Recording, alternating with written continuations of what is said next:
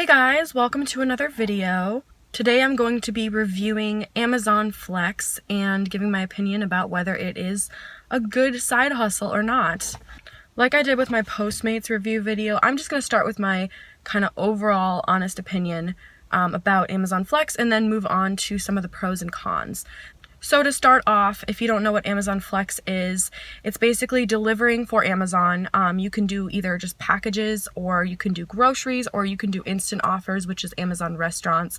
But I'm only going to be talking about like the deliveries where you have to go to the station and pick them up.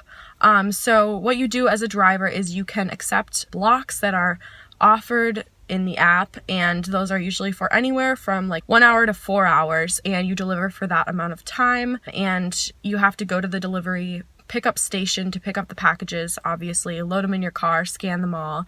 Your app is like the scanner, so it's kind of nice in that way, and then you deliver them to wherever they're supposed to go. So you're an independent contractor for Amazon. You're not like an actual employee, but you are like a flex delivery driver. So you don't really work for Amazon, but you do. It's kind of confusing. So Amazon Flex is honestly really worth it, and I really enjoy driving for them.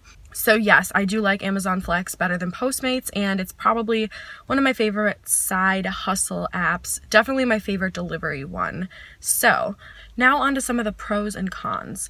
First pro is that the pay is good. It honestly is good, and it's good for a couple of reasons. The first is that you make $18 to $25 an hour. You never make less than $18 an hour, which is honestly really good money. Like, that's more than a lot of jobs pay than I could get with my college degree. So it kind of makes me think, like, why the fuck did I go to college if I could be doing this instead? And oftentimes I end up making significantly more than that on average per hour, and I know a lot of drivers do. And this is for a couple of reasons. One is that especially if there's unfavorable conditions, or if there are blocks that need to be picked up like shortly before they actually start, the pay will be a lot more. So I've made up to like $35 an hour, almost $40 an hour for the block. A second aspect of kind of making more money is that this ties into another thing about the pay, which is that you're paid per block. You're not paid per like amount of time. When you pick up a block, you know how much money you're going to be making. So for example, if I picked up a 3-hour block for $54, I know I'm making $54 overall. And that averages to $18 an hour, which is like, you know, their guaranteed minimum.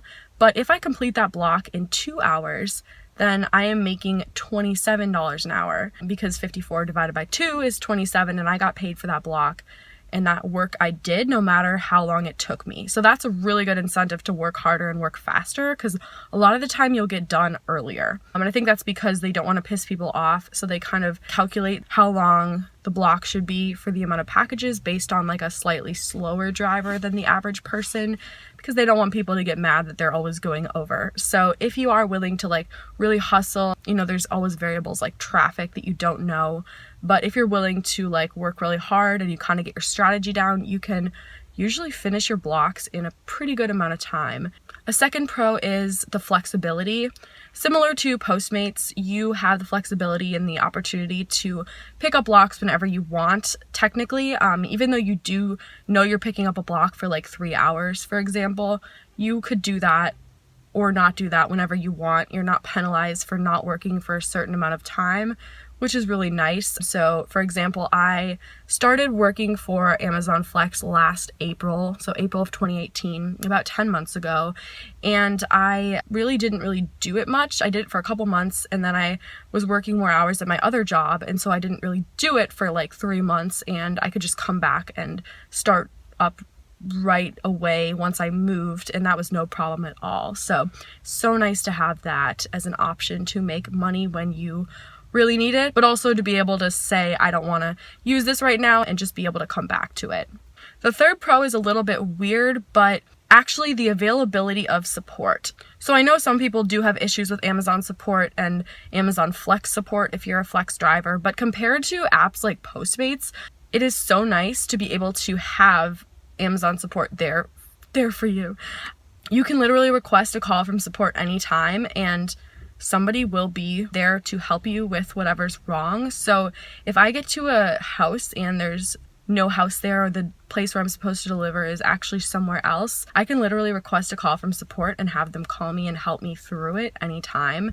And that can be done in like 3 minutes. Like, it's so nice, and I've had really good experiences with support. I've never had them like be mad at me or not be able to help me with what I needed. So I really appreciate that, and it's really nice because, you know, if something went wrong and I didn't have that and flex drivers didn't have that, it would be a lot tougher to figure out what to do. Anyway, that's kind of a rant, but I really like that support is available whenever, and they're also pretty good, which is nice. I had 3 pros, so I figured I'd do 3 cons, even though really only the first one is something that's pretty significant for me, and that is the infrequency of having blocks available to you. So obviously Amazon gets way busier around the holidays, and any time like between the middle of November through the end of December is really crazy for them because, you know, obviously so many people are ordering things for the holidays. So I've only worked through one holiday season with Amazon Flex, but there are so many offers during that time, and there always are like ones available to you. You can work, I think Amazon generally caps you around 30 hours a week, but you can easily get that many hours in blocks offered to you, which is really nice. And oftentimes you have like increased rates because there's so many packages that need to be delivered, and, you know, there's a shortage of drivers. But then what Amazon does is they overcompensate and they hire a ton of new people for the holidays, and then those people are employees come January when there's way less demand. So what I noticed is that I went from having like a ton of offers for blocks to pretty much zero, like literally zero for weeks. Pretty much overnight, and that was kind of shitty because I really wanted to deliver for them and I really needed that money, and I've been so used to having really good offers at that point and having, you know, at least consistent offers. Even if I'm only making the minimum amount of money, it's still a good amount of money.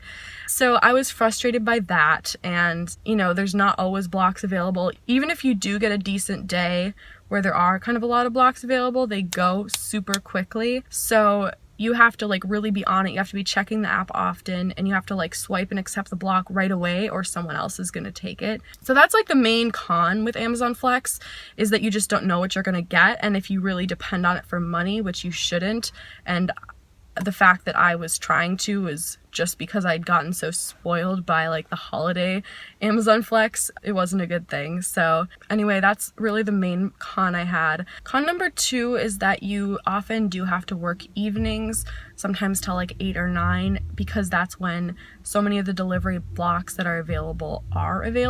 And a lot of people don't want to work evenings, obviously, so then all the daytime ones will get snatched up right away. So kind of what's left is evening blocks. So if you are someone who wants to drive for Amazon during the day and then go home in the evening, it's going to be really hard to do that because a lot of the time all that's available to you will be like a 5 to 8:30 block or something like that, where you might be making decent money, but you have to sit around all day and refresh your app in order to even get that offer. So that kind of sucks. The last con I want to talk about is, I guess it's not really a terrible con, but it's just something you have to be aware of. And that is that even though support is available to you all the time, it is a pretty self-directed gig where you kind of have to get the hang of it and figure out how to make things work for you in your car and like kind of figure out your own system, and nobody's there to teach you that. So when I showed up for my first block, I didn't really know what to expect. I just kind of drove into this warehouse and I was like, okay, so I scanned these packages with my phone, like, where do I go? And then getting to the house, I had to like try to figure out how to follow the instructions, and it was a little bit confusing, and I didn't really know how to like have a system for, you know, delivering. I didn't really know, like, I just didn't really get it that much, even though I thought I watched the tutorials, but honestly, who knows? It is very self-directed. So if you're someone who likes a lot of instruction, like from a superior, or you like, you know, human interaction a lot, it's kind of can be frustrating because you just kind of have to do everything yourself. But like I said, that's not really a terrible con. It's just something that can be kind of a drawback at times. So that's all I have for pros and cons of driving for Amazon Flex, you guys. I hope you liked this video. Let me know what you thought in the comments. Make sure to give it a thumbs up and subscribe if you liked, and I will see you guys next video.